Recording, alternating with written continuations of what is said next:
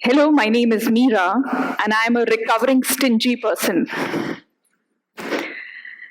When I used to believe that to give is to lose, losing my time, my energy, and sometimes a piece of myself. And each time I gave something, I really wondered if there'd be anything left for me. And some of you may have felt that too. At work, at home, amidst your relationships. And that kept me circling back to this question, isn't giving so much going to drain us? I mean, isn't that what happens to doctors, teachers, parents, leaders? We call it burnout. So how does this whole giving business work? While facing much tension around this mentally, life showed me something else.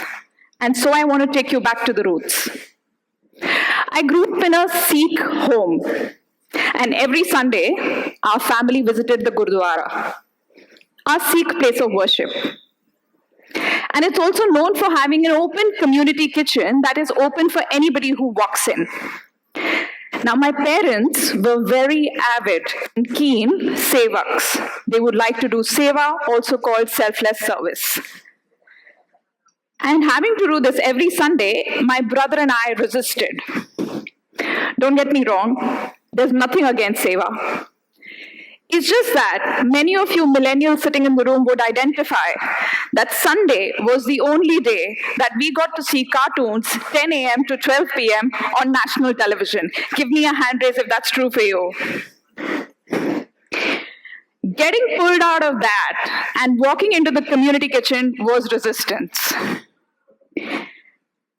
And as much as my brother and I protested, our parents' values took over.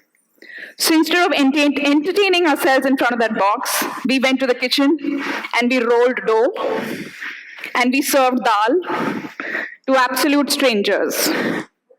Back then, there wasn't much significance to it because nobody said, "Good job, beta."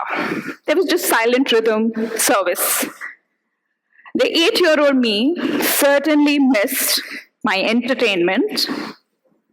But now that I look back, I realize that my parents had silently put in a deep value. That service makes a difference even when you resist it. Fast forward, years later, I joined a 7-month-long leadership program by Landmark. I expected leadership training, negotiation skills, management skills, building your network. What I didn't expect was 10 hours each week volunteer work. This is calls, this is facilitation work, this is extensive coaching hours, again, for absolute strangers. Holding space, helping them grow in their professional and personal lives. I resisted. The 8-year-old me came back. I said, I don't have the time for this. I got a business to run. I have a family to look after. No. But again and again, each week, my coach dragged me. And dragged me is not a metaphor. There were times my coach would show up at the door and I wanted to go hide right under the bed. Yet, 5 months passed. And something interesting happened. At the end of a volunteering day that took a lot out of me, my body was tired, but not my mind, not my brain. And that night, when I was taking the blanket over myself, something struck. Mira, this is not charity. This is strength training for your soul. The transformation in business, in relationships, and self was unmissable.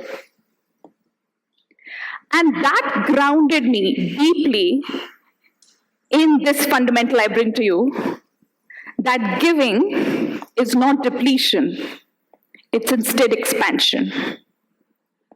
And that strangely reminded me of a conversation I had years earlier with a psychic. Many of you may have had that experience. Beta, kuch dikh raha hai. And I was told, you will accumulate a lot of wealth. At the age of 17, I heard this. You will accumulate a lot of wealth, but it looks like you'll give all of it away. At that time, I said, wow, I'm going to be rich in receipts. Today, I look at that conversation very differently because I no more see myself as a source. I see myself as a channel. And if I allow the flow of prosperity and abundance to flow through this channel, I think I'm living what I'm supposed to be. Now, this is where a lot of us stumble. An opportunity shows up for you to contribute. But I know how your mind runs, because mind runs like that. Is this even my job? Should I be doing this? I mean, somebody else is capable and equipped to handle this better, so yeah, it'll get taken care of. But I'd like to clarify. Contribution is our business. And if we don't see that, experience that, and get down to doing it, we soon becoming breathing, but nearly dead.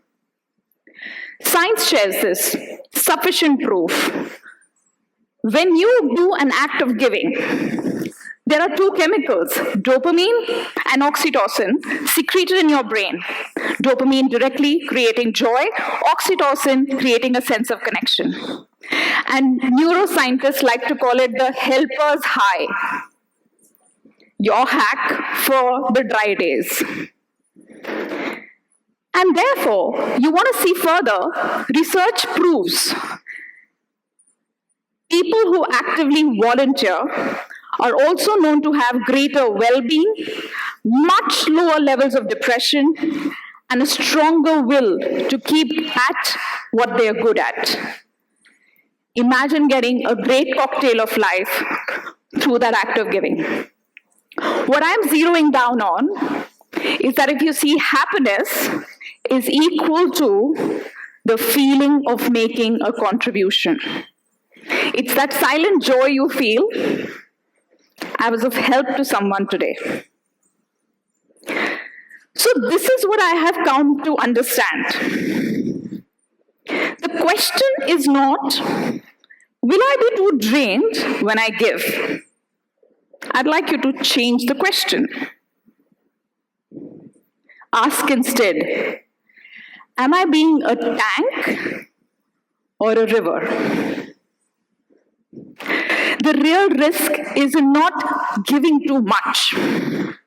Instead, the risk is in holding on, hoarding that tank till the water starts to feel it's been there since 1995. I'd like you to consider the risk of starting to flow and give like the river. Because now you fit the analogy when you see a river, when flowing, doesn't just serve the landscape and the being around it, but it deeply serves the channel that sits beneath it, making it go stronger and deeper. And I still know that some of you will say, Mira, all right. But seriously, the real world, we measure success by accumulation.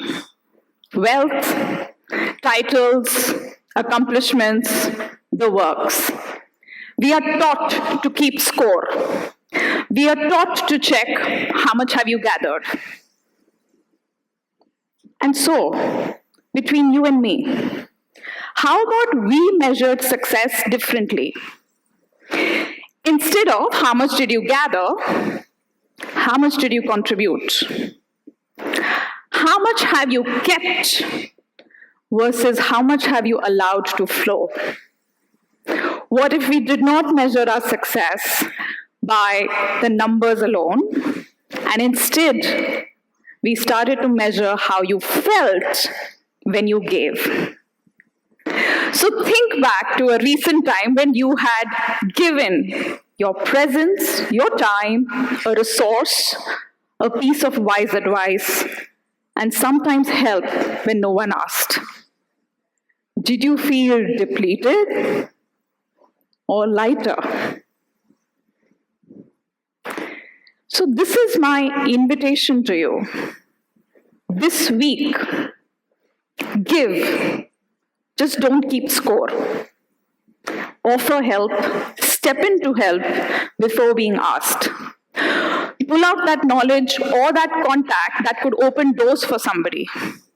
And if nothing else, just sit in silence and give somebody a listening ear because they need it. And then you may start to experience or discover what the stingy person in me did, that giving is not a sacrifice and not a drain, instead is a flow. Thank you.